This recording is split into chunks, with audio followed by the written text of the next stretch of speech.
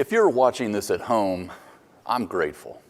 That means hopefully you're social distancing, not spreading the contagious coronavirus, COVID-19, for which there's still no cure.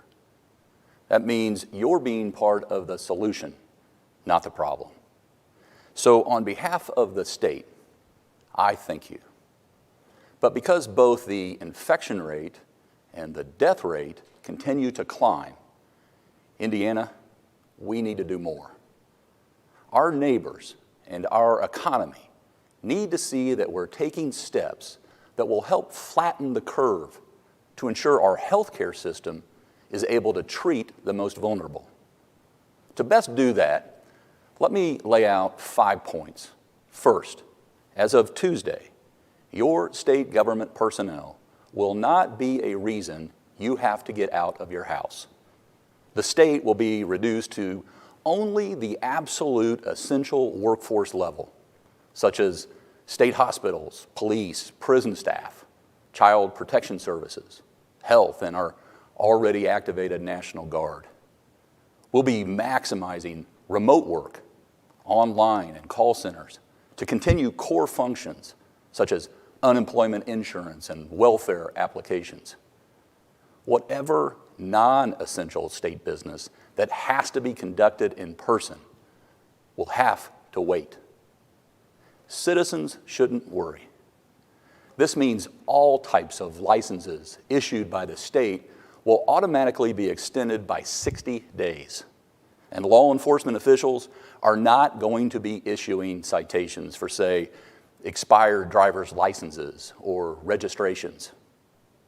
Second, let me also say how proud I am of our 5 central Indiana hospitals.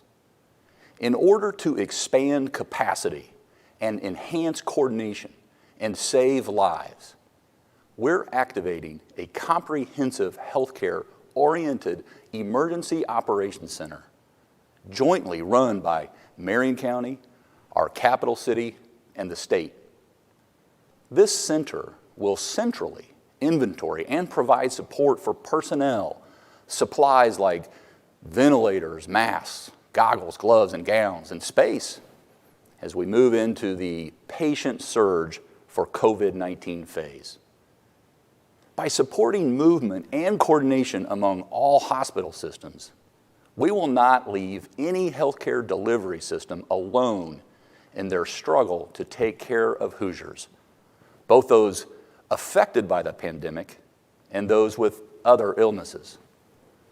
I'm thrilled that our hospital systems have stepped up to participate in this innovative initial phase of the process. Eskenazi, Community, Ascension, IU Health, and Franciscan. They are all together going to quickly be able to respond to unmet needs and pool precious resources for the state's well-being. This is yet another example of Indiana responding to uncommon problems with uncommon solutions. Think about this. On March 1st, New York had 1 positive confirmed case of coronavirus. Today, 22 days later, they have more than 15,000, and it's growing, not slowing. Their hospitals are being overrun. That's what we're trying to manage and avoid, which is why we need to slow the spread, and we need to do it now. Yes, we started with the central Indiana hospitals, only because that's where we've seen the most community spread. Friday, Marion County had 47 positive cases. On Saturday, 82. Today, the number is 110. Overall, sadly, 3 Marion County residents have died. This hybrid approach will be replicated across the state to ensure we are the best prepared to address the spread in each quadrant of our state. Because we know COVID-19 is spreading statewide. On March 6th, Indiana had 1 positive case. Today, 259. Third, in times of trouble, in times of not being able to be in total control, in times of such uncertainty, many of us find comfort, find strength. In fact, we find guidance in our faith. Our statewide faith leaders have become in high demand, whether we all realize it or not. I want to thank all of our faith leaders who are live streaming their services. I was told yesterday 5 Central Indiana pastors live streamed their sermons to more than 50,000 Hoosiers. If ever there was an essential service, our houses of worship are on top of that list, right next to our doctors and nurses. Thanks to all the faith leaders for realizing the church is a body, not a building, especially in the difficult and different days ahead. We'll get back to the day when we can all join in person in full force. But until that day, let's continue to spread the word, not COVID-19. And fourth, to all our healthcare heroes out there pulling double shifts every day, putting their lives on hold so they can tend to others, this is your finest hour. And our entire state's depending on you like never before. To all the schools and churches and businesses like a long list, Subaru, Toyota, Fiat, Chrysler, and the biggest mall owner-operator in the world, Simon Malls, that have shut down. To General Motors, who is redeploying their Kokomo workforce and converting their production line to make ventilators. To all the breweries that have converted their businesses into hand sanitizer production lines. To all the manufacturers out there who have donated their own protective gear to hospitals and to the state. To all the businesses that have gone to multiple shifts to spread out the work and their workforces. To the union shops who are asking their contractors to drop off the needed items our hospitals are asking for. To all the gritty restaurant owners who are trying to survive by adapting overnight to a new to-go only business model. I've personally ordered to go every day to support our local entrepreneurs during these tough, unprecedented times, and I know large and long established restaurants have gone from, one told me the other day, 56 employees to 4. Small family-owned diners have closed. Without the tables turning, they can't afford staff, let alone the light bill or rent. So to everyone who's playing by the rules, to all those companies contributing to our war effort to slow the spread, we say thank you. Ladies and gentlemen, we owe it to our private sector, the ones who risk their capital and put in endless work days and nights, who were quite frankly taken for granted during all those good times when our economy was booming just a couple weeks ago. We owe it to them to get through this as fast as we can. It was for that reason that last week I directed that for restaurants and bars to remain open, they must pivot to carry out only. Yet a week later, we know that's not being followed by all. And we know it only takes one bad apple to spoil the bushel. We know one infected person infects 2, and those 2 infect 2 more, and so on and so on.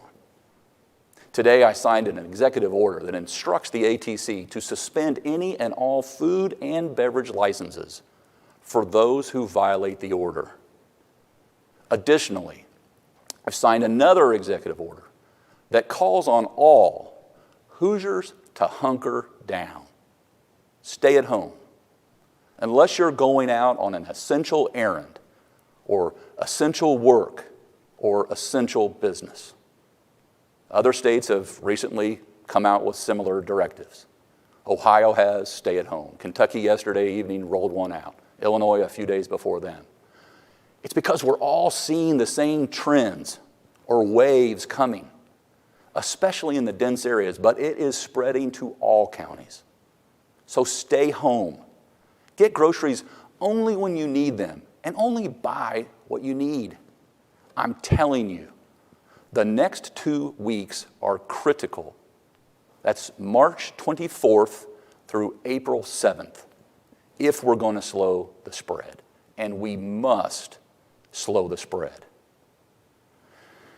My fellow Hoosiers, the state of our state is in a much different place than when I gave that annual address just over 2 months ago, back in January. But because we were one of the most recession-resilient states in America going into this, I know we'll bounce back better than some others. We'll continue to work with our federal partners at FEMA and the Army Corps of Engineers, the CDC, HHS, the President and the Vice President, and our own congressional delegation on both sides of the aisle to get the financial help to the people in need and get it here now. A year ago last week, we here in Indiana had 3,100 Hoosiers file for unemployment benefits.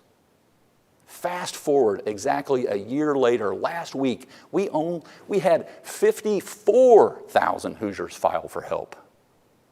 That's only in a week. And so whether you're an employee or an employer, whether you're dealing with mental, physical, or financial health issues, whether you're a small town or a big city, the state of Indiana will work with our federal partners as we steer through the rocky, shallow waters ahead. And lastly, fifth, here's something you don't often hear from elected officials, but it needs to be said. I want to thank our local press corps for putting out critically important information on the effects and impacts of the coronavirus. Make no mistake about it, this disease is killing people. Time is of the essence. And the best thing we can do for each other, for this generation and the next, and for our economy, is to get a handle on the virus by slowing the spread. That's what we have power over. That's the power of one, of you, and what you can do. That's your power. And that's the power that together will remain Indiana strong.